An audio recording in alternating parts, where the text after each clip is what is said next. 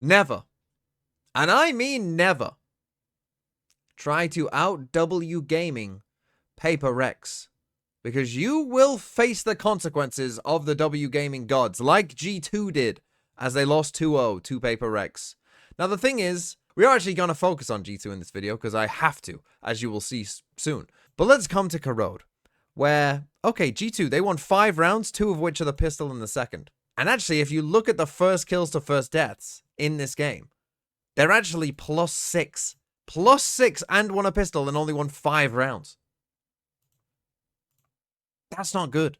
And the thing is, we are going to start here with one of the worst meltdowns, not just of a G2 game that you'll ever see, of any team, maybe ever. This round number 11 that we're going to start with, is truly horrific. And the thing is, it started off as one of those rounds where G2 got the first kill. Really on the cards for Paper Rex. Well, once more, something excellent. And this is what's weird about this game, is that Paper Rex, there was quite a few of these rounds, I feel like, where they did something that I don't even know what they're trying to do. Are they trying to use this as like a bait of like, oh, let me put down this wall and then I'll run away and make the sound cue of running away? But they don't have time to do that. Something just swings out before that would even happen anyway and just dies on his own, whilst Devi is running the literal opposite direction. So I don't even know what Paper Rex are really trying to do here. Something just being like, oh, I'll just swing on my own. Why? I honestly don't know. I do not know. And the thing is, from this point onwards, you're going to watch this round, and this round becomes like classic G2. Like, you're going to think like, oh, they were in such a good moment at this point in the game, because you watch the rest of this round, it's like they're going to smoke off mid, they're going to fake like they're doing this B split here in a second, they're going to dug out B main, it sees Forsaken, he realizes he's in some trouble here, right, sees them coming at him, gets ISO vulnerable, like, oh, it's looking like a B split, right, oh, danger. Now they Astral to make it seem like even more so it's a B split, and they're actually going to come back A. Trent is just going to hold here to see if Forsaken pushes out on him. He doesn't, but at this point they're in complete control. Everything's going well. They're going to come back to a free A site. It's looking really good. They even get this kill in mid as well. 5v3. They're now going to come to A, plant the spike, free site. Everything easy as you like. Like classic G2, right? They're playing well at this point, you would think. They even give Jorgamo the spike plant. Guess what? He's going to get ult off that plant. So now you are sitting in a 5v3. You got Iso, you got Astra for the Astra Suck. You got a Snakebite here as well. Paper Rex, at this point, I mean, I was streaming with Shio. He said, oh, they should just save, right? I mean, look, they got no money. They should just save. It's 3v5. You cannot win this situation. And that's the thing. This should be unlosable. But the way that G2 go about losing it is horrific. It's a 3v5, yes, but removing some of these weapons. That could be huge. How far out can they get? Okay, so the sacrifice will be Leaf, potentially, yeah. I maybe caught one on the way out. So Forsaken looks to go for it, he finds it, Baby Bay vulnerable and now dead. It's down to the 3 that evacuated the site. A quick grab on one, Devi gets taken. Where's the rest though? Forsaken gonna find Valen. Now the spike becomes a problem. Devi doing wonders, but Trent, no! I can't believe my eyes! That is a round of unmitigated disasters. I would say that apart from Valen, literally every other player on G2 has a disastrous moment. It starts here with Leaf. I have no idea what he's doing. It's a 5v3, and just you watch when this Visal comes in. I mean, G2 should be celebrating. Oh, they just Visalted. Let's go. Look at where he is in this Visal. All he has to do is take a step back, and he doesn't get hit by it. Just take a step back. I have no idea what he's doing. This is a 5v3. In a 3v5, his decision makes sense, right? Like, oh, I've got to go get a kill right now. Not in a 5v3, you don't. Just back up a step. Instead, gives up his life for no reason. For literally no reason. Then Baby Bay, who has a classic here, right? I just want you to see this. Look at the gun in his hand right now. It is a classic. This guy must be the biggest bundle shill of all time, because he genuinely believes that his classic skin is better than rifles. What on earth is he doing? My teammate just died here. Let me go swing into this angle with my classic on my own. Does he think that the Vice Ult is permanent? What is he doing? Then we get Jorgamo. who could not win these ISO ults. Well, he did win one. He won one ISO ult out of, I think, 4 in this game. But he just could not win them. Could not win them. Doesn't win this one either. He just couldn't do it. And then this. Trent rounds this corner. I'm guessing the pro players should know this. Maybe. I don't know. But the guy's body is going to spawn here. Over this part. And Trent, I don't know. Maybe the angle confuses him. I'm not really sure. He pulls a mini boo. And you'll see that his crosshair is just like slightly to the side of where Devi comes out of this ult. So he misses the first shot. Overcorrects. And dies. It's a complete disaster. And that's the thing. I know people will want me to focus on Paper X in this video, but when there's rounds like that, you just can't. What else are you going to say? You just can't. And the thing is, it wasn't as bad as that, but it wasn't much better in the second half. Let's take a look at the anti-bonus round here, round number 15 for G2, which also starts off very well for them. Don't necessarily want to see them taking the initiative here in round 15. Baby will find a freebie. There he is. Okay. Baby. So again, first kill going the way of G2. And this one, you know, maybe just a bit of a spam through the wall there, but they seemed somewhat ready for this kind of BXX, whatever it was. The round plan here from Paper X does seem to, you know, want to potentially try and give these guys space. The fact you got 2 players over here kind of confirms that. And Forsaken, despite never playing Viper before, looking like actual prime Nats here, manages to find a gap and, you know, walks all the way through. Despite the fact he has never played this agent in a pro game before, he ends up doing this, walking all the way through, and in a second, he's going to get a free kill on Trent, who then starts skydogging, sees the other players back in main, and there you go. Forsaken gets this kill. Now, you might be like, oh, what's Shogumo doing? Why is he not, you know, watching Trent? And I think Trent probably was thinking that as well.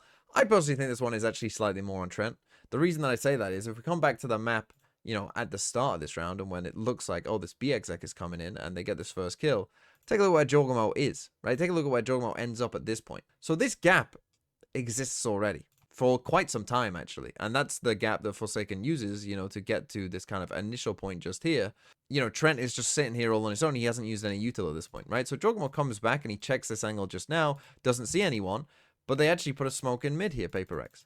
Right, so again, this is why I can't really blame Jorgamo too much for this, because when this smoke comes down here, it's very reasonable that Paper X might be walking up this way, right? So he can't just spend the whole time staring this way, because if he does, and they come this way and he dies, you know, it's not great between these two. There is, you know, some blame each way to go, but I do think that I can sympathize with Jorgamo here a little bit, that, yeah, he does have to look this way. If, like, you've had to give up that initial angle, you know, you can't be doing this and have missed this timing so badly.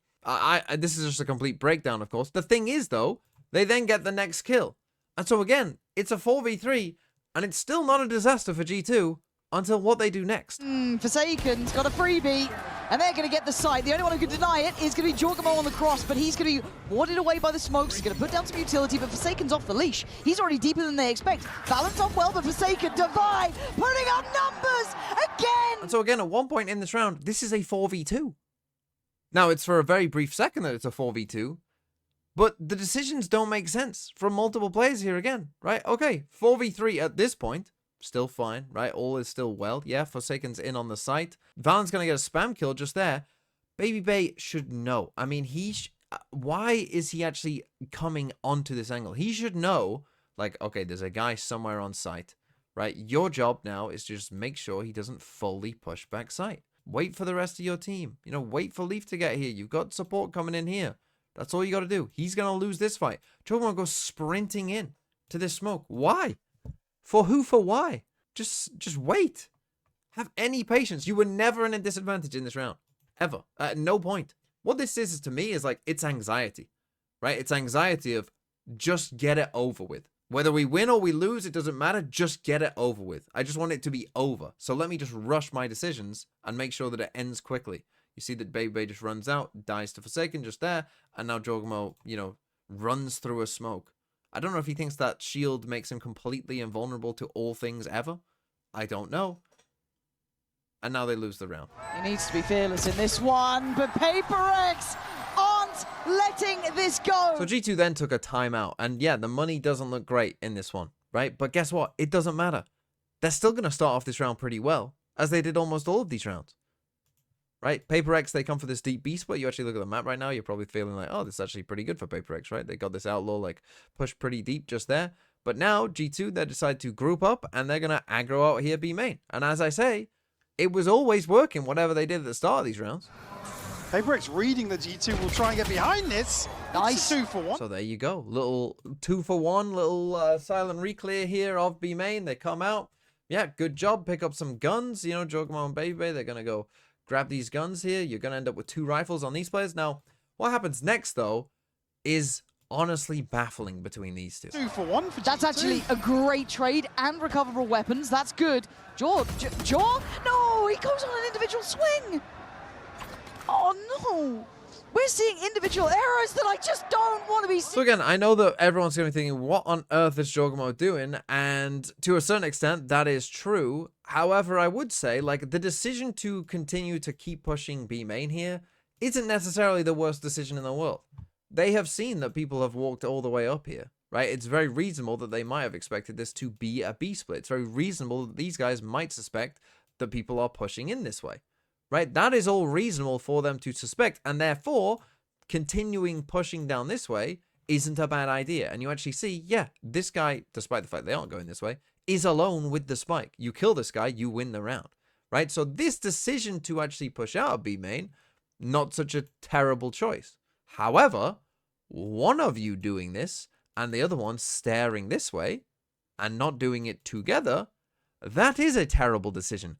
So the fact that, again, I don't know if Joel thinks that the shield just gives him complete invulnerable here. He should know from losing a fair few ults that is not the case. But like even Baby, I mean, he still has like his saturate and his dash. You know, if you want to here, you can, I mean, you can literally checkmate the situation. You know, dash, saturate with a shield swinging out. Yeah, good luck to this guy. Maybe they kill Baby. Maybe. But worse, you're going 1 for 1. Absolute worst. Spike gets dropped. You're in a very good spot. But instead, we do that. And Baby just decides to kind of double down on that and do this. Now, the thing is, they actually do get back into the round. Trent is going to pray to the gods here in a second. The gun gods. Hope that they win by trying to heal it. But unfortunately for them, their teammates put them in a bit of a rough spot, having to rotate the whole of Corrode. Self up in the back lines will catch a glimpse now. And that's No fear. A ton of damage. Envy, 1 HP. He doesn't care, though. He's got no fear to the way they're playing. They're happy to take risks and overstay fights, and it's comfortable again. And then finally, let's end with round number 18, the last round in the game, which fittingly, again, technically G2 did get the first kill in. Off. G2, obviously a purchase, but lack of the shield. A Bucky here. Baby Bear going forwards. Will get one. Okay, happy to be the tip of the spear. And I think here you get kind of the sense. I know that Baby Bay is doing this with a Bucky, but, you know, often when we see these B main aggro plays go on, you know, normally the point of this is your second duelist is the guy who is actually going to end up getting the kills, or some Sova ult or something, right? That's often the thing that actually gets the kills, and your Waylay player is actually just meant to saturate and completely leave here. But given the comp that they've got, they kind of can't do that, so you end up with Baby Bay going 1 for 1 instead, which again isn't a disaster, but... And now you end up in the situation again where you've got this Skye. I mean, what I'm trying to say here is I don't think the G2 comp is that great, because you end up with a Skye here who can't really defend the site. And now here's the thing, though. The map, again, isn't completely awful. Yes, Jing has double TP'd here in towards Heaven, but Leaf is on a very, very, you know, fast flank here. If Trent can hold this down on the back site, they probably win the round. If Leaf can win his fight on the flank here, they have a decent chance of winning the round. However, in this game for G2, those things were not happening. For Bloodman, he wants to find these players. Trent outdone. Jing's broken them in pieces. Jorgamo and Valen, what are you meant to do against PaperX? Often imitated, but never duplicated. PaperX close out in 2.